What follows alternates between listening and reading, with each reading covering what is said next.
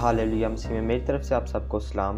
मैं शरण जवेद आपकी खिदमत में हाजिर हूँ। और जी नाज़रीन, आप इस वक्त मेरी वीडियो को देख रहे हैं और आज का जो हमारा टॉपिक है वो है गुनाह के असरात। आज हम गुनाह पर बात करेंगे कि गुनाह के क्या असर हैं, गुनाह के हमारे जिस्मानी और रूहानी ज़िंदगी पर इसके क्या असर होते हैं। और अगर आप मेरे YouTube चैनल पर नए हैं तो ज़रूर मेरे इस YouTube चैनल को लाइक, सब्सक्राइब और शेयर कीजिएगा ताकि आप मेरी और भी आने वाली वीडियो से बरकत को हासिल कर सकें। और जी नाज़रीन, अब हम चलते हैं अपने टॉपिक की तरफ, गुनाह के असरात। आज हमने जो सीखना है उसके है गुनाह के असरात और इसके आगे इसके 5 पॉइंट हैं। पहला पॉइंट ये है कि गुनाह नंगा कर देता है। दूसरा पॉइंट, गुनाह गम पैदा करता है। और तीसरा पॉइंट, गुनाह गुलाम बना लेता है। और चौथा पॉइंट, गुनाह मौत पैदा करता है। और पांचवा पॉइंट, गुनाह खुदा से जुदाई पैदा करता है। और जी नाज़रीन, इस पर आज हम बात करेंगे। और हम देखते हैं कि दुनिया में बहुत से ऐसे लोग हैं जो हर रोज़ गुनाह, खताएँ, गलतियाँ, गुस्ताखियाँ करते हैं, लेकिन क्या हमें इनके बारे में पता है कि अगर हमने झूठ बोला है वो गुनाह है, उसका हमारी ज़िंदगी पर क्या असर है। और क्या हमने कोई गलत काम किया, हमने चोरी की है या और कोई गलत काम किया है, इसका हमारी जिस्मानी और रूहानी ज़िंदगी पर क्या असर होगा। कभी हमने ये सोचा है गुनाह करने से पहले कि इसका हमारी ज़िंदगी पर क्या असर होगा जो हम गुनाह कर रहे हैं या करने वाले हैं। आज हम इसी पर सीखेंगे। और हम देखते हैं गुनाह नंगा कर देता है। इसका हवाला हम पैदाइश 3 बाब उसकी 7वीं आयत में देखेंगे। पैदाइश 3 बाब उसकी 7वीं आयत। कलाम मुक़द्दस में लिखा है, तब दोनों की आंखें खुल गई और उनको मालूम हुआ कि वो नंगे हैं, और इन्होंने अंजीर के पत्ते सी कर अपने लिए लुंगियाँ बनाई। पाक कलाम का पढ़ा, सुना और समझा जाना हम सब के लिए बाइस से बरकत हो। अजीज़ों, यहाँ पर लिखा है कि गुनाह नंगा कर देता है। जब आदम और हवा ने गुनाह किया, सबसे पहला जब गुनाह हुआ तो वो बाग़ एदन में गुनाह हुआ। और उस गुनाह के बायस उनको जब उनकी आंखें खुल गई तो उन्होंने जाना कि हम नंगे हो गए हैं। और फिर उन्होंने अंजीर के दरख्त से उसकी पत्तियां ली और उससे अपने लिए उन्होंने लुंगियां बनाई, उसको सी कर उन्होंने अपने लिए कपड़े बनाए। ठीक है। और इन्होंने क्या किया था? गुनाह। और गुनाह ने इनको नंगा कर दिया। पहला पॉइंट जो था हमारा, गुनाह नंगा कर देता है। ठीक है। और यही यहाँ पे हुआ कि जब इन्होंने गुनाह किया तो गुनाह ने इनको नंगा कर दिया। और इन्होंने जब आंखें खोली तो इन्होंने देखा कि हम नंगे हैं, और फिर इन्होंने लुंगियाँ पहनी और अपने जिस्म को ढांपा। इसी तरह हम दूसरा पॉइंट देखेंगे, गुनाह गम पैदा करता है। हम कलाम मुक़द्दस में से देखेंगे कि गुनाह किस तरह का गम पैदा करता है। ये मिलेगा हमें ज़बूर 38 उसकी 17 और 18 आयत। कलाम मुक़द्दस में लिखा है, क्योंकि मैं गिरने ही को हूँ और मेरा गम बराबर मेरे सामने है, इसलिए कि मैं अपनी बदी को ज़ाहिर करूँगा और अपने गुनाह के बायस गमगीन रहूँगा। पाक कलाम का पढ़ा, सुना और समझा जाना हम सब के लिए बायस से बरकत हो। अजीज़ों, यहाँ पर लिखा है कि गुनाह गम पैदा कर देता है। और यहाँ पर हमें ज़बूर में नज़र आता है कि वो कहता है कि मेरा जो गुनाह है वो मेरे बराबर है, मेरे सामने ही खड़ा है। मैं जानता हूँ कि मैंने जो गुनाह किया है वो मेरी आंखों के सामने है। ठीक है। और मैंने ये जो गुनाह किया है मैंने अच्छा नहीं किया। और वो कहता है कि मैं अपने गुनाह के बायस गमगीन होऊंगा, अपने जो मैंने गुनाह किया उस पर गम करूंगा कि मैंने ये क्यों किया। अजीज़ों, आज भी हम देखते हैं कि बहुत से ऐसे लोग हैं, या हम अपनी ज़िंदगी पर गौर करें तो जब हम कोई गुनाह करने वाले होते हैं तो उससे पहले हम नहीं सोचते, लेकिन जब हम कोई गुनाह कर लेते हैं, कोई गलत काम कर लेते हैं, लेकिन उसके बाद फिर हम सोचते हैं कि हमने ये गुनाह क्यों किया। ठीक है। उस पर हम गमगीन होते हैं और कहते हैं कि काश ये मैं गुनाह ना करता, काश मैं ऐसा ना करता। और अजीज़ों, ये जो है हमें पहले सोचने की ज़रूरत है।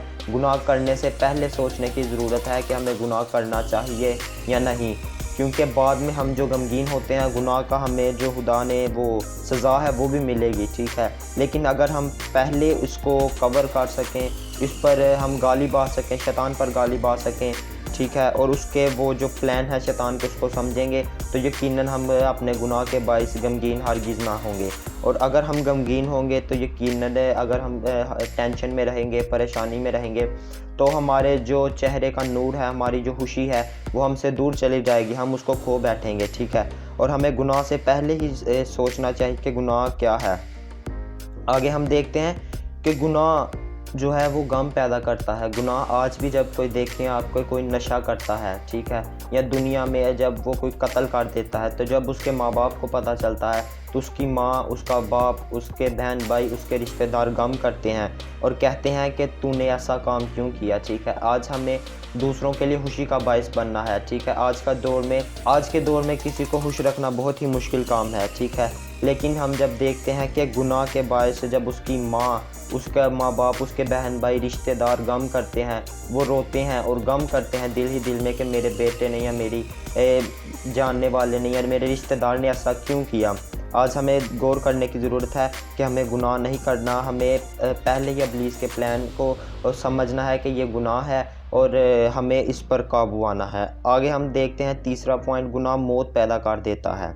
یعقوب 1 باب اس کی 15 آیت میں لکھا ہے، جب کوئی آزمایا جائے تو یہ نہ کہے کہ میری آزمائش خدا کی طرف سے ہوتی ہے، کیونکہ نہ تو خدا بدی سے آزمایا جا سکتا ہے اور نہ وہ کسی کو آزماتا ہے۔ آگے اس کی 15ویں آیت، پھر خواہش حاملہ ہو کر گناہ کو جنتی ہے اور گناہ جب بڑھ چکا تو موت پیدا کرتا ہے۔ پاک کلام کا پڑھا سنا اور سمجھا جانا آپ سب کے لیے باعث سے برکت ہو۔ عزیزو، خدا کے کلام میں لکھا ہے کہ خدا جو ہے وہ کسی کو گناہ کے ذریعہ سے نہیں آزماتا، ٹھیک ہے، اور نہ ہم گناہ کر کے خدا کو آزما سکتے ہیں، ٹھیک ہے۔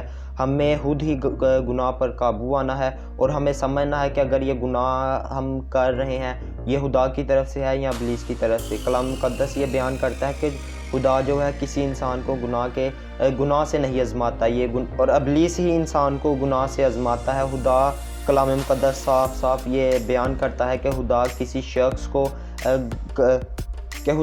شخص کو گناہ کے ذریعہ سے آزماتا نہیں، ٹھیک ہے۔ پھر آگے لکھا ہے کہ پھر خواہش حاملہ ہوتی ہے، پھر خواہش حاملہ ہو کر گناہ کو جنتی ہے اور جب گناہ بڑھ چکا ہو تو موت پیدا ہوتی ہے۔ آج بھی ہم بہت سے ایسے واقعات دیکھتے ہیں کہ جب انسان کی زندگی میں گناہ بڑھ جاتا ہے، وہ اس پر قابو نہیں پا سکتا تو یقیناً موت پیدا ہوتی ہے۔ آج بھی جب وہ چوری کرتا ہے، وہ گناہ کرتا ہے، ٹھیک ہے، جب پولیس اسے پکڑنے آتی ہے، ٹھیک ہے، یا وہ ڈر جاتا ہے تو وہ خودکشی کر لیتا ہے، مر جاتا ہے۔ تو کلام مقدس بھی یہی بیان کرتا ہے کہ گناہ جب بڑھ جاتا ہے تو موت واقع ہوتی ہے، موت پیدا ہوتی ہے، ٹھیک ہے۔ آج ہمیں اس گناہ کو سمجھنے کی ضرورت ہے اور ہمیں موت نہیں بلکہ ہمیشہ کی زندگی کا وارث بننا ہے، ٹھیک ہے۔ اور ہمیں سمجھنا ہے کہ ابلیس ہمیں کس طرح سے آزما رہا ہے، کیونکہ خدا جو ہے ہمیں کبھی بھی نہیں آزمائے گا، ٹھیک ہے۔ اور ہمیں سمجھنا ہے ابلیس کے ان چالوں کو، اور جب ہم گناہ کر لیتے ہیں تو اس کے بعد ہم پھر پریشان ہوتے ہیں، جیسا ہمارا دوسرا پوائنٹ تھا، ٹھیک ہے، کہ ہم نے یہ گناہ کر لیا، ہم نے گناہ کر لیا، اور جب ہم اس پر گناہ جب ہم پر ہیوی ہو جاتا ہے، غم ہم پر ہیوی ہو جاتا ہے، ٹھیک ہے، تو پھر ہم یقیناً موت کے وارث بن جاتے ہیں، موت پیدا ہوتی ہے اور یقیناً ہم موت کو اپنے گلے لگا لیتے ہیں، ٹھیک ہے، اور ہم پھر یہی کہتے ہیں کہ اب موت کے علاوہ کوئی رستہ نظر نہیں آ رہا، ٹھیک ہے۔ ہم یہی کہتے ہیں کہ اگر میں نے یہ کام کر لیا ہے تو موت کے علاوہ اور کوئی دوسرا رستہ نہیں میرے پاس۔ یقیناً عزیزو، اگر ہم ایمان رکھیں اس زندہ خدا پر تو وہ یقیناً ہمارے لیے رستے پیدا کرے گا، راستہ نہیں رستے پیدا کرے گا، ٹھیک ہے۔ آج ہمیں صرف اس پر ایمان رکھنا ہے۔ اگر ہم انسان گناہ کا پتلا ہے، ٹھیک ہے، ہم گناہ بار کرتے ہیں، لیکن جب ہم گناہ کر کے خدا کے پاس واپس جاتے ہیں تو وہ بار ہمیں معاف کرتا رہتا ہے۔ ہم بار گناہ کرتے ہیں اور خدا ہمیں بار معاف کرتا ہے، لیکن عزیزو یاد رکھیں کہ یہ بھی ہر ایک چیز کا ایک وقت ہے۔ آپ کو پتہ بھی ہے کہ گناہ موت پیدا کر دیتا ہے، لیکن آپ پھر گناہ کر کے موت کی طرف جا رہے ہیں تو اس میں آپ کی غلطی ہے، اس میں خدا کا کوئی نہیں۔ آپ یہ بعد میں نہ کہیں کہ یہ خدا کی مرضی تھی۔ عزیزو، اگر کوئی گناہ کرتا ہے یا ون ولنگ کرتا ہے، ٹھیک ہے، وہ لڑکا روڈ پر جاتا مر جاتا ہے تو گھر والے جب اس کے لوگ اس کے جنازے کے لیے آتے ہیں تو کہتے ہیں خدا کی مرضی ہے، خدا نے اس کا اتنا وقت لکھا ہے۔ عزیزو، خدا نے اس سے نہیں تھا کہا کہ تو ولنگ کر جا کے، خدا نے اس سے نہیں تھا کہا کہ تو نشہ کر جا کے، خدا نے اس سے نہیں کہا تھا کہ تو برے کام کر جا کے، ٹھیک ہے۔ کلام مقدس میں لکھا ہے کہ زندگی اور موت زبان کے قابو میں ہے، جو اس کو دوست بناتا ہے اس کا پھل کھاتا ہے۔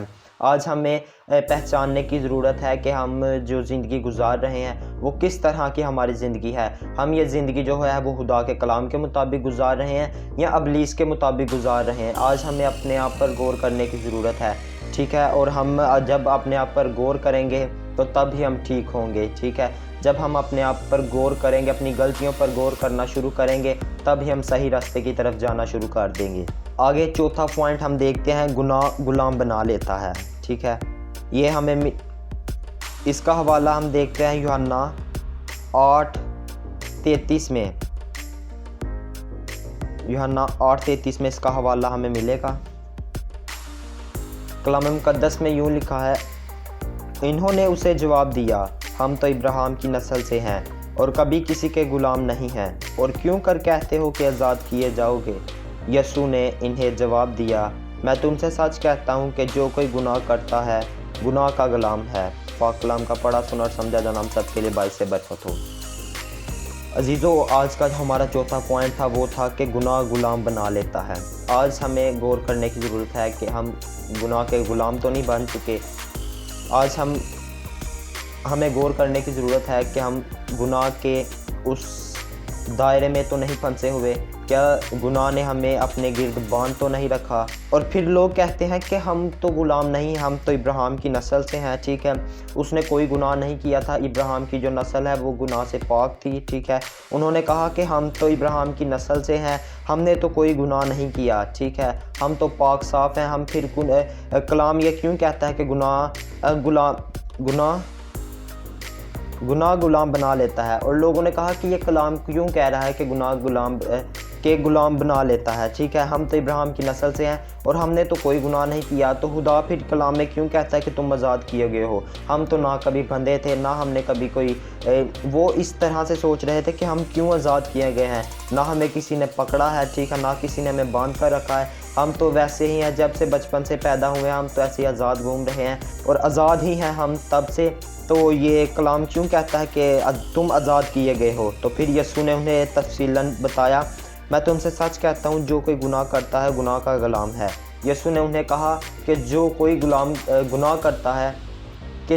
گناہ کرتا ہے وہ گناہ کا غلام ہوگا۔ آج ہمیں بھی سوچنے کی ضرورت ہے، آج ہم گناہ کے غلام تو نہیں ہیں، آج ہم اپنی زندگی گناہ کے طریقہ سے تو نہیں گزار رہے، آج ہم کیا گناہ کی طرف تو نہیں جا رہے۔ اپنے آپ پر غور کریں، اپنے آپ کو سمجھیں کہ میں کیا ہوں، خدا نے مجھے کس مقصد کے لیے پیدا کیا ہے، اپنے توڑے کو پہچانے۔ اور یقیناً آپ اگر گناہ پر غالب آئیں گے، اپنی خواہشات کو ماریں گے، ٹھیک ہے، اب دنیا کو بھول کر صرف خدا کی طرف ہی چلیں گے، تو یقیناً کامیابی آپ کے قدموں میں ہوگی، کامیابی آپ کے ساتھ ہوگی، دنیا کی ہر چیز آپ کے پاس ہوگی۔ آپ کو صرف ایک کام کرنا ہے، وہ ہے ہمیشہ کی زندگی کو تلاش کرنا۔ اگر آپ اس دنیا میں ہمیشہ کی زندگی کو ڈھونڈنے نکلیں گے تو یقیناً آپ کامیاب ہوں گے، کبھی بھی ہاریں گے نہیں۔ آج کا جو ہمارا پانچواں پوائنٹ تھا وہ تھا گناہ خدا سے جدا کر دیتا ہے۔ آج ہم اس بات پر غور کریں گے کہ ہم کیسے خدا سے جدا ہوں گے، کیسے ہم گناہ جو ہے ہمیں خدا سے دور کرتا ہے۔ یہ ہمیں ملے گا یسایہ 59 باب اس کی پہلی 2 آیات۔ کلام مقدس میں لکھا ہے، دیکھو خداوند کا ہاتھ چھوٹا نہیں ہو گیا کہ بچا نہ سکے، اور اس کا کان بھاری نہیں کہ سن نہ سکے، بلکہ تمہاری بد کرداری نے تمہارے اور تمہارے خدا کے درمیان جدائی کر دی ہے، اور تمہارے گناہوں نے اسے تم سے روپوش کیا، ایسا کہ وہ نہیں سنتا۔ پاک کلام کا پڑھا سنا اور سمجھا جانا ہم سب کے لیے باعث برکت ہو۔ عزیزو، کلام میں لکھا ہے کہ دیکھو خدا کا ہاتھ چھوٹا تو نہیں ہو گیا جو ہمیں چھو نہ سکے، خدا کا کان بھاری تو نہیں کہ ہماری آواز سن نہ سکے، ٹھیک ہے۔ عزیزو، جب ہم بار بار گناہ کرتے ہیں، بار بار غلطیاں کرتے ہیں، وہی گناہ ہم ریپیٹ کرتے ہیں، خدا بار بار ہمیں معاف کرتا ہے، ہر دفعہ خدا ہماری غلطیوں کو معاف کر دیتا ہے، لیکن اگر ہم باز نہیں آتے تو یقیناً کلام مقدس میں لکھا ہے کہ خدا ہم سے روپوش ہو جاتا ہے، خدا ہم سے دور ہو جاتا ہے۔ وہ کہتا ہے اور پھر خدا ہماری فکر نہیں کرتا، وہ اپنا جو ہاتھ ہے اس کا جلالی وہ ہم پر سے اٹھ جاتا ہے، وہ اپنا ہاتھ ہم پر سے اٹھا لیتا ہے۔ اور پھر جب ہم کہتے ہیں کہ ہم تو دعائیں کرتے ہیں، ہم تو مناجاتیں مانتے ہیں، ہم تو روزے رکھتے ہیں، ہم تو گھنٹوں گھنٹے خدا کے حضور جھکتے ہیں، لیکن خدا ہماری دعا نہیں سنتا، اس کا ہاتھ چھوٹا تو نہیں؟ پھر ہم کہتے ہیں، خیال میں سوچتے ہیں کہ اس کا ہاتھ چھوٹا تو نہیں ہو گیا کہ ہمیں چھو نہ سکے، اس کا کان بھاری تو نہیں کہ ہماری دعا نہ سن سکے۔ یقیناً عزیزو، پھر خدا جو ہے ہم سے دور ہو جاتا ہے اور وہ غم کرتا ہے خدا بھی پھر کہ میں نے تجھے کس کام کے لیے پیدا کیا ہے اور تو کیا کر رہا ہے، ٹھیک ہے۔ اور پھر جب وہ خدا ہم سے دور ہو جاتا ہے تو ہم اپنی برکات کو کھونا شروع کر دیتے ہیں، ہم ناکامی کی طرف جانا شروع کر دیتے ہیں۔ اور پھر جب ہم جانیں گے، ہم سوچیں گے کہ میں نے گناہ کیا تھا، خدا نے مجھے اتنی بار معاف کیا، میں نے پھر کیا اسی لیے خدا مجھ سے دور ہے، اور پھر ہم سچے دل سے جب خدا کو ڈھونڈیں گے، خداوند کو ڈھونڈنے کی کوشش کریں گے، خداوند کو ملنے کی کوشش کریں گے، تو یقیناً خداوند ہمیں ملے گا، ٹھیک ہے۔ اور یہاں پر لکھا ہے کہ تمہاری بد کرداری کی وجہ سے اس نے تمہارے اور تمہارے خدا کے درمیان جدائی کر دی، ٹھیک ہے۔ آج ہمیں دیکھنے کی ضرورت ہے کہ ہم جو دعائیں کر رہے ہیں، ہم اس جو دنیا میں دوڑ رہے ہیں، دنیا کی طرف ہم کھینچے چلے جا رہے ہیں، کیا یہ اس کا افیکٹ جو ہے ہم میرے اور میرے خدا کے پر تو نہیں پڑے گا؟ کیا یہ جو کام ہے مجھے اور میرے خدا سے دور تو نہیں کر دے گا؟ آج ہمیں اس بات کو سمجھنے کی ضرورت ہے، اور چاہیے کہ ہم خدا کے ساتھ اپنا رشتہ بحال رکھیں۔ اس نے ہمیں اپنے فرزند ہونے کا اختیار دیا ہے اور ہمیں اس کے فرزند بن کر رہنا ہے، ٹھیک ہے۔ اور اگر ہم ابلیس کے کاموں پر چلیں گے، گناہ ہی گناہ کرتے جائیں گے، تو یقیناً ہم کبھی کامیاب نہیں ہوں گے بلکہ ہم ناکام ہی ہوتے جائیں گے۔ اور آج ہم اپنے آپ پر غور کریں گے تو یقیناً ہم کامیاب ہوں گے، اور یقیناً خدا ہمارے ساتھ ہوگا، اور پھر یقیناً ہم بڑھتے چلے جائیں گے۔ کرنا ہمیں یہ ہے کہ ہمیں صرف خداوند کی بادشاہی کو ڈھونڈنا ہے، تو پھر ہم برکت کو حاصل کر سکتے ہیں، ٹھیک ہے۔ پھر ہم ہمیشہ کی زندگی کی طرف جا سکتے ہیں، پھر ہم ہمیشہ کی جو برکت ہے ان کو حاصل کر سکتے ہیں۔ کلام مقدس میں لکھا ہے، تم خداوند کی عبادت کرو تو تمہیں یہ دنیا کی ہر چیز انعام میں ملے گی، ٹھیک ہے۔ ہر چیز تمہیں فری میں ملے گی، اس کے لیے تمہیں محنت نہیں کرنی پڑے گی۔